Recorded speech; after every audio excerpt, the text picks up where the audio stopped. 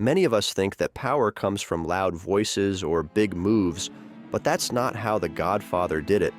His strength wasn't in showing off, it was in quiet control, strategic thinking, and never letting go of emotions out of his hand. In this video, I am going to tell you the secret of Don Vito Corleone that made him the most feared and respected man in every room.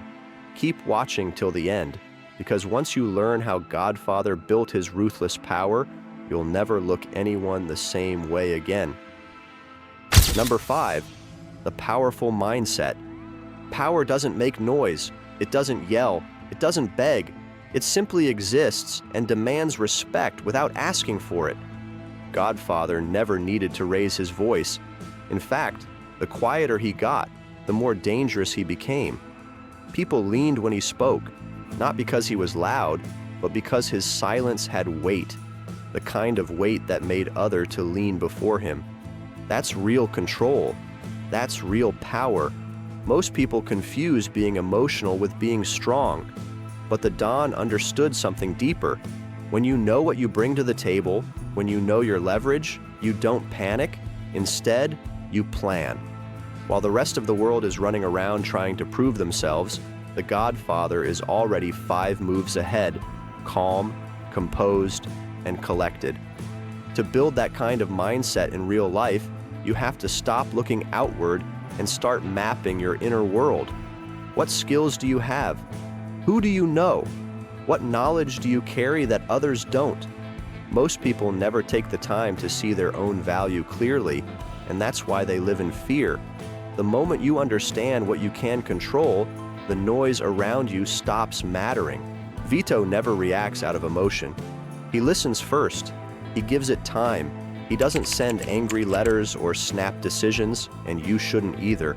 Let time be your filter. Take a breath and plan. That 24-hour pause might save your empire. Because once you learn to control yourself, others start to believe you can control the world. That's how power works. It starts inside you and then spreads like gravity. People begin to orbit around you, not because you demand it, but because you earn it. Number 4, build your circle of loyalty. Vito didn't build an empire alone. He built it with people who were ready to bleed for him, not out of fear, but out of loyalty. And loyalty doesn't come from threats. It comes from how you show up for people before they ever owe you. That wedding day scene, people lined up to ask him for favors. Why? Because they knew he'd deliver. And when it really mattered, he wouldn't flinch. That's where loyalty is born. When people trust, you'll do what others won't. He paid his men well, protected their families, treated even the lowest man like his time mattered. And when betrayal happened, he didn't explode, he didn't scream, he took care of it, fast, quiet, final. If you want that kind of circle, you have to plant seeds before the storm. You have to provide them without keeping score, help without asking. And when the time comes to collect, you won't need to ask. They'll already be there, but keep your records straight. Know who's real, who shows up, and who disappears when it's inconvenient. Loyalty isn't just about keeping people close.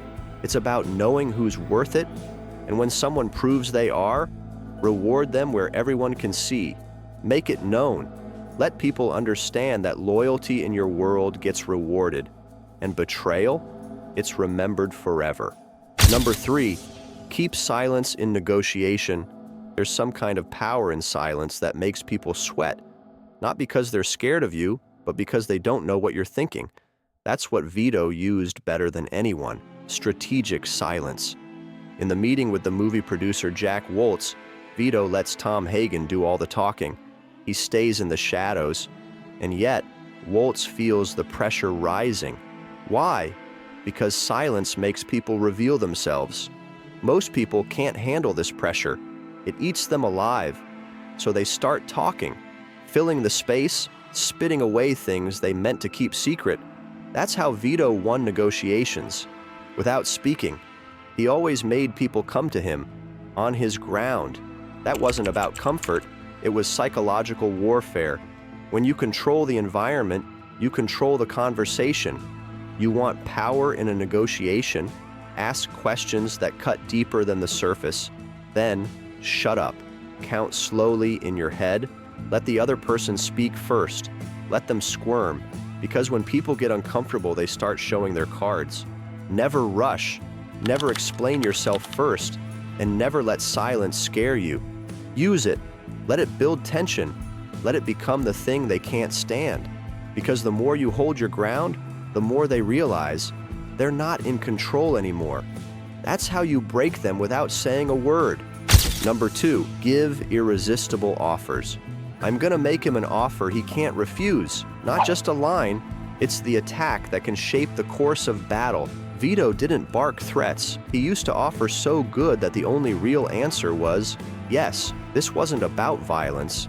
It was about understanding pressure points, what people wanted, what they feared, what they couldn't afford to lose, and then putting all of it in one simple, quiet offer that hit every nerve. That's what makes an offer irresistible. You give them a reason to want it and a reason to fear walking away. One hand gives, the other reminds. You can use this in any game you play: business, negotiation, life. If someone's on the fence, you give them value they can't find elsewhere. Then you show them that the window is closing, that if they wait, the door shuts. No hard feelings, but the deal's gone. And here's the trick: always do it with respect. Never make them feel bullied. Let them believe the choice is theirs. Let them think they walked into the decision. That's what makes it powerful, because no one wants to feel forced, but everyone wants to feel like they made the smart move. And if you craft the right offer, they'll think saying yes was their idea all along. Number 1, patience and timing. Vito waited over 20 years to strike back against the man who killed his father. 2 decades. That's not delay. That's discipline. That's obsession. That's knowing that timing is deadlier than any weapon. The Don didn't hit first. He hit last, when it mattered most, when his enemies weren't looking. That's the kind of patience that makes your enemies fall asleep thinking they got away with it until they don't wake up. Everyone today wants everything fast. Fast wins, fast revenge, fast respect, but fast doesn't build empires. Fast burns out. What Vito did was wait. He studied, he moved pieces quietly. Then, when the right moment came, it was over in one clean shot. He watched rival families expose themselves. He let people show their patterns, their weaknesses, their greed, and when they weren't paying attention, he made moves they never saw coming. You want to win long term? Stop reacting. Let others blow their energy. Let them rush into fire. You stay cold. Watch, learn, then strike when you own the outcome. Vito said no to quick drug money, even when everyone else was chasing it. Why? Because he saw the fallout before it happened. That's power. Saying no today because you see the storm tomorrow. Build that kind of vision and you'll win wars before they even start. Not because you fought harder, but because you waited smarter. But here's the real problem. Most people still don't get it. They hear everything we've just said about power, patience, and control, but they still walk into rooms trying to prove themselves. So, how do you actually command respect with just your presence? That's where Pedro Pascal comes in. Watch why Pedro Pascal's aura commands instant respect and level up your game. Hit the like button and subscribe to our channel for more updates. Thanks for watching.